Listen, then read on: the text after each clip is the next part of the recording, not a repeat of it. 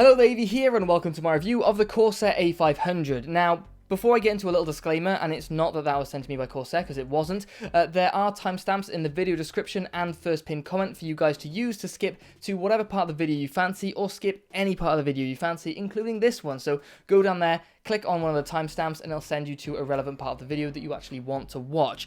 So, also down there are Amazon affiliate links if you want to pick this cooler up in your region, and it will give a small kickback to the channel, depending on the region, up to 12%, at least last time I checked. So, little disclaimer, I'd like to say, temper your expectations for the thermal performance results in this video, or of this review, because I had some major mounting difficulties getting this cooler to sit on the board and spread thermal paste out properly, and that might be, little spoiler, potentially the issue or the reason that they put down some pre-applied thermal paste on the cooler, because maybe they've discovered they had mounting issues too, and that was their kind of solution. Anyway, I'll stop that there. I'll talk about that more in the conclusion. So I hope you enjoy the video, guys, and I'll catch you in a second to start with the unboxing, through to the installation, through to thermal testing results, the problems before that, and then the conclusion at the end where I'll go through all the major points in there. So cheers, guys. Catch you in a second. Bye-bye.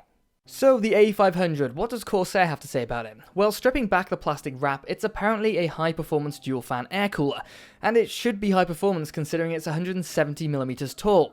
It has variable fan positions for different mounting heights, which turns out to be one of the least useful reasons for them, and it's just shy of 1.5 kilos. So that's Corsair's word on it, but what if any of that is actually true, useful, or any good at all? Well, unboxing the cooler reveals some massive plastic shells, which is disappointing considering companies like Noctua have similarly sized coolers packed in cardboard. Like you, I too have noticed a screwdriver as it hit the deck, and it's a nice screwdriver as screwdrivers go. Very similar to the screwdriver that comes with the Mugen 5, so similar you'd be hard pressed to tell the difference without the handles. But what about the actual cooler? Well, one thing's for sure, it's a big unit, and in my opinion, damn good looking, straying far away from RGB and dipping its toes into the Noctua brown colour scheme, but luckily for us it's just the toes. Up top we have an anodized and partially brushed aluminium cover plate with a central grille and Corsair logo, as usual ribbed for everyone's pleasure. Removing it requires a swift pull and you're into the whole down screw access shaft. For the sake of completeness, taking a look at the plate alone, we can see on the underside it's mounted with an attached plastic panel with some plastic clips, which corresponds to the holes in the top of the cooler. Now I don't know about you, but for nearly £80 or $100 asking price, I'd be looking more towards something like a magnetically attached vanity cover panel, but swings and roundabouts, they both achieve the same thing, and it's really a rarely used feature, so why waste magnets on it, I guess. Moving on to the fans, you saw the specs earlier, but here they are again, just in case you're interested in seeing them. We'll be testing acoustics and thermals later, so we'll see if any of that turned out to be noticeably beneficial. They're clamped into some rather bulky frames, which adds to that towering 169mm height. Removing the fans from the cooler isn't the same process as it is with most coolers. These ones slide off. Yeah, it's pretty cool, right? What do you mean it's pointless and most people won't need that feature? Well, maybe you're right, but what I can say is it takes a bordering uncomfortable amount of force to raise and lower them, and I felt that bracing the pressure against the cooler rather than a proposed motherboard seemed like a better idea. They can also be a little fiddly to replace, but better than a fan clip by far. So what allows for this madness? Well, there's a couple of rails either side of the cooler's tower, which without the fans has an appealing sawtooth edge, and the frame that each fan sits on has a guide to the side and a series of notches to the inside face. These correspond to the springy metal tabs on the rails of the tower, which provide that pressure, making them a little tough to shift, which also prevents them from accidentally slipping. Removing the fans from these sliding frames is as simple as removing the fan from a radiator. Once a set of long screws have been evacuated, you can do the same to the fan. Something I find interesting and appealing with these fans is the 30% glass fiber reinforcement, which keeps them rigid and strong. The geometric pattern reinforces the frame as well, so these could take some really high forces compared to many other fans, which is extremely overkill but not unappreciated. Following the 8 heat pipes down to the base of the cooler, we find a load of pre-applied thermal paste. Now that's kind of handy for those who want a quick and easy build, but in all honesty, I don't think having pre-applied thermal paste sitting in a warehouse inside a box with a silica gel packet is really the best solution with regards to thermal performance. Unfortunately, I'll never know since I have no intention of using it. I'll be using MX4 for all coolers I test to maximize compatibility or comparability. But as a sorry for not quenching the thirst to know what that paste performed like, we can take a look at the super shiny, flattened and polished heat pipes super close up. That's enough of that, let's install this thing for testing. Raiding the parts box, we find a cluster of organization. All the AMD stuff in one bag and all the Intel stuff in another, with smaller bags inside too. We do get some extra thermal paste if you want to go full verge on this thing, and there's a cable splitter to link both the fans to a single CPU fan header. Back to the mounting hardware, since my test bench uses a 6700K, I'll be going with everything on the left. Speaking of which, taking a closer look at some of the metal plates reveals a nicely rounded edge to one side and a not so nicely rounded edge to the other. A little deburring wouldn't go amiss. Manual wise, there's nothing to complain about. It's all very straightforward and well explained. If you've installed a few coolers before this one, you probably won't even need it. On to mounting the cooler. Since I haven't taken the angle grinder to the back of the Core P1 yet, I'll be mounting the cooler to the board first. Test system wise, check the video description for all the info. First step, the back plate goes onto the back of the motherboard, followed by a set of double-ended bolts. These bolts are then bridged with a couple of side plates, and then a whack ton of thermal paste can be applied just to make sure there's not too little to invalidate the testing. Then the cooler can be lowered onto the screws of the side plates, and the cooler can be tightened down for testing. Taking a step back, we can appreciate the size of this thing once more. On this ITX board, it's comfortably overhanging the RAM and the perimeter connections and the board itself. Apparently, the main idea of these fan mounts is to make the cooler extra compatible with high-profile RAM. Well, these Ripjaws 5 sticks aren't exactly low-profile or high-profile either, but they've got a few millimeters of spare room just above. But for those of you who are really into the idea of raising these fans higher to clear your RAM, just bear in mind for every millimeter you shift those fans up, your case needs to be able to accommodate that extra CPU cooler height.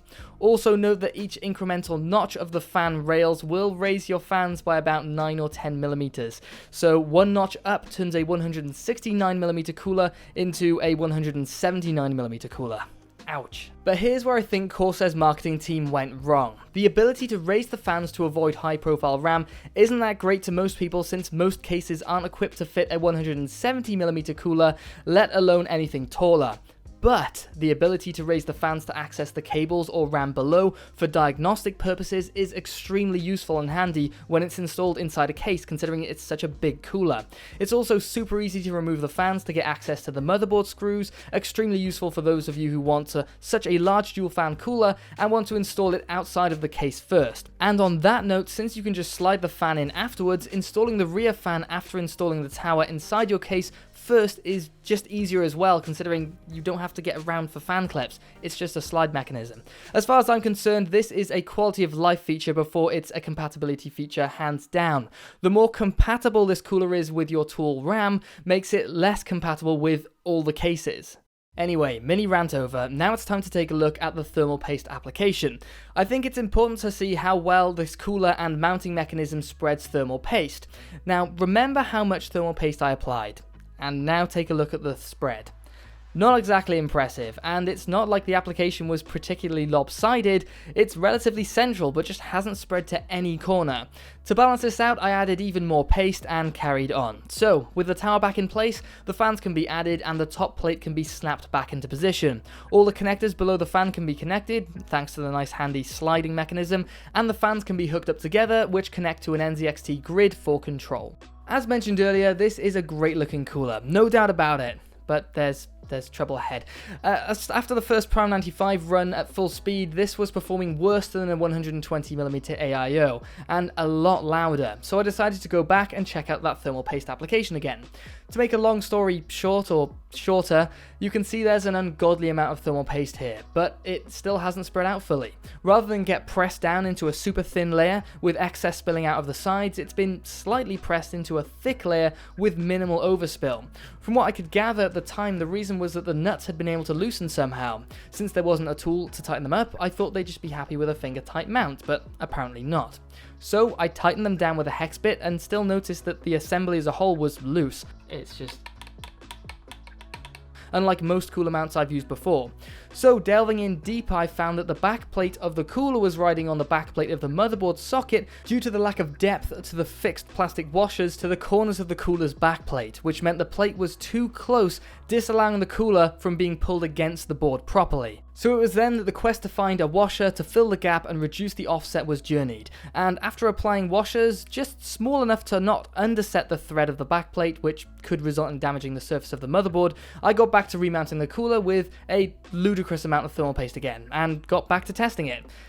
Yeah, it turns out that actually made it worse, about 2.5 degrees worse. And just to put to bed any controversy that too much thermal paste is causing the cooler to ride high, it's causing too much pressure, or anything like that, I put half the amount or less than half the amount that I had been putting on to try and fix this, just to see what would happen. I let the cooler sit there mounted fully for about 10 minutes or so, and then when I came back to it, there was just a circle in the center. None of the thermal paste had reached the sides, let alone the corners of the IHS, which clearly indicates a really bad mount, or not enough thermal paste, but there was plenty there really for a normal mount, let alone my testing mount. So let's carry on with what I actually stuck with, and we'll get on with the thermal testing results and a conclusion. So I thought, let's just give Corsair the benefit of the doubt. I removed the washers, tightened up everything with tools, and got back to testing, and would you believe it, I got the best result ever. We'll get onto that in a second, but it wasn't actually that great. Alright, I hear you. I got a bad one, this is defective, I should go back and get another one to test it. Well, if that's the case, I don't see any damage that makes this one defective. Everything seems intact and manufactured correctly. So with that said, let's run through all the testing and see how it fared anyway. First up, the acoustically limited 10-minute Primality 5 small FFT's test. It's pretty much what it says on the tin. The fans are locked at a speed where the acoustic target has been met, and I'll hold myself from repeating the testing methodology here like I have in previous videos, since I'm in the middle of creating a video about the whole testing methodology anyway. You can find all the relevant information at the top and bottom of the graphs, but what we can basically gain from this at the same noise level as other coolers, the £90, or regional equivalent, $100 or so, 170mm tall A500 adds 5 degrees Celsius to the CPU compared to the £50 155mm tall Mugen 5, and barely keeps the CPU cooler than a £80 120mm all-in-one liquid cooler. So how about we spin the fans up to full speed to see how it fares? Well, things don't improve much at all, and that is surprising since the fan speed picked up so much. So let's take a look at those cooling setups of those tests. All the acoustic results we're running through are a result of the cooling setup you see on this page now. Don't worry, we won't spend too much time on these since there's clearly a problem at bay. Take into account the 3.5 degree difference in temperature between the acoustic and full speed test. During the acoustic test, the A500's two fans were spinning at only around 1250 RPM, which is actually quite fast, and about 48% of their total speed. Whereas the better performing Mugen 5's single fan was running at 1100 RPM, so one less fan spinning slower, performing better. Switching to the full speed cooling setup, that 3.5 degree improvement was a result of the A500's fans spinning from 1250 RPM to 2350 RPM, which created quite a lot of noise and the loudest of all the coolers we've got in this testing, but with none of the benefit. So with that said, let's skim over the rest of the graphs quickly. The acoustic Cinebench test saw the A500 with intolerance of the Silverstone PF120 all-in-one liquid cooler, and the Scythe Mugen 5 is completely out of sight. The full-speed version of this test saw the PF120 improve much more than the A500 was able to, so much so they swapped positions. And finally, Hitman. Well, this benchmark doesn't have a huge amount of CPU usage, about 70% on average across the benchmark, so the temperatures are very low. Even so, the A500 still struggled against the 120mm AIO, and the full speed variation of the test saw the two coolers neck and neck, only the A500 was making much more noise. So there we have it, that's pretty much my review. I'll go over the pros, cons, missed opportunities in sort of a reasonable order. First, starting off with pros, the looks. I think the looks are fantastic. There's a nice finish generally to everything, nice glass fiber reinforcement to the fans and the plastic generally, and yeah, everything's got a nice finish to it, nothing that I thought was particularly unsightly. Build quality to go forward with that is very nice. I don't think there's anything that I would regard as cheap or chintzy. Sliding fans, great for maintenance, so yep, slide fans off, pull them out, work out if its RAM is seating properly. So if you had, say, like a Noctua fan with the standard fan clips, it might be a little awkward, especially in small form factor builds where you want a massive cooler to make it look right or to make it perform really well, or both. So sliding fans are great for those. Not so great for RAM clearance, as I discussed. It's, you know, if you slide the fan up because of tall RAM, then you're only hurting yourself in terms of what cases you can use, so that's up to you, really. Fan mounting screws. I think having screws to mount the fans is nicer than having to use actual, like, well, screws that dig into, more like wood screws, as it were, to dig into the plastic and just, you know, damage it, really. And then last part is the parts bag for all the accessories and parts. I thought that was a nice touch. Everything's organized and it's labeled as well, so when you put it away, maybe to use it another day or sell it or something, everything's a little bit more orderly. So yeah, I like that as a whole. Cons: the plastic packaging. There was just an ungodly amount of plastic packaging in the box, which I think is, you know, pretty silly considering companies like Noctua come with a pile of cardboard in there, and with large coolers as well, large and heavy coolers, similarly sized and weighted to this sort of thing. So I think they could probably do a little bit more for the environment in that sense and use some cardboard rather than plastic. Maybe call me a millennial, but, you know, it's an issue and clearly a lot of people have caught on. They should probably do the same too. Moving on to the thermal problems, the mounting has got some sort of issue. At least on the backplate that I had on this board, it was a fairly thick steel backplate, but it's up to Corsair to make sure that they've assessed the field of all the, you know, different boards and stuff, the maximum sizes, the kind of edge cases, and add on a little bit more for a little bit of tolerance to make sure that they're covering anything potential that comes out with a bigger backplate to the socket or motherboard, that sort of thing. So that really is on them to sort that out. I think the main issue was the washers, not very deep washers, so it's not really providing a great offset. Or perhaps it's more designed for thicker motherboards, perhaps, which need the extra thickness. Maybe some of the X570 boards are a little bit thicker. I don't know, so I haven't actually I have got one, but I haven't actually measured it, so I don't really know. I know that they're a higher grade in terms of the PCB, but apart from that, I'm not sure. I think there's a big reason why they decided to go with having pre-applied thermal paste and including thermal paste in a tube in the bag as well, or the box as well. My belief is that I think they knew they had a sort of thermal paste issue, a mounting problem, spreading thermal paste to be more precise.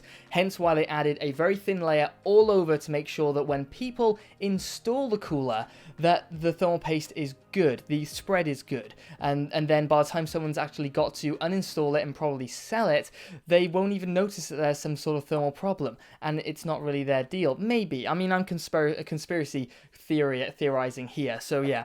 I think it's pretty obvious to most people, at least I haven't tested this, and maybe I should have here, maybe I'll do this in the future, in fact I will at some point, that having pre-applied thermal paste in a box, like I said in the video, in a box, sitting around a warehouse for God knows how long, with a silica gel packet designed to absorb moisture in the air, which will be sort of ripped from the pre-applied thermal paste, is not a good way to go thermally, which reinforces my point that I think that the thermal paste spread was so important to get right, and the mounting issues, maybe if it's a more of a widespread thing, was causing such an issue, they thought, you know what, go with the pre-applied, make sure it's a good thermal paste spread, and then we've left some in there for them just to cover their sort of back there. Now, who knows if I'm wrong there. Maybe it was just the one I had. Maybe it's something to do with bigger, more powerful CPUs or more thermally dense CPUs like 9900Ks, something like that, would utilize this kind of cooler better, and I'm just not seeing the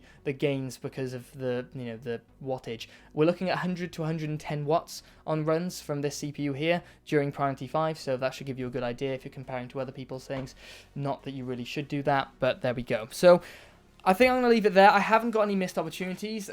Maybe apart from the packaging, you could say go for cardboard instead of plastic, but there we go. So thanks so much for checking this one out, guys. If you want to pick this up, then you can go to the Amazon affiliate links in the video description. I appreciate you checking those out. If you do purchase anything through those, it will give a small kickback to the channel. I have got, as you can see here, a Master Air G200P, which I will be comparing against the L9i, which I've got on my shelf, which I painted the fan black myself, and I do understand understand that the new version, which is black and, you know, looks pretty interesting and cool itself, is out. Maybe I'll pick that up so I can compare them, but to be honest, I don't think there's going to be a big difference between the performance of the L9i and the L9i that's black, so it's just a finish difference. Thermally, it could be worse, who knows? Maybe they've ceramic coated it and tried to sell it that way. I do want to get myself a case to review because I need myself my case fix. So the P300A from Fantex would be, the Eclipse would be really interesting to do a review of. So if you know, or if that's come out and it's just come out, let me know in the comments and I'll make sure I dive on that. I'm looking out for it daily anyway.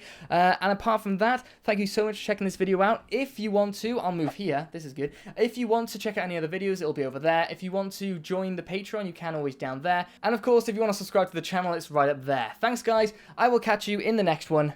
Bye-bye.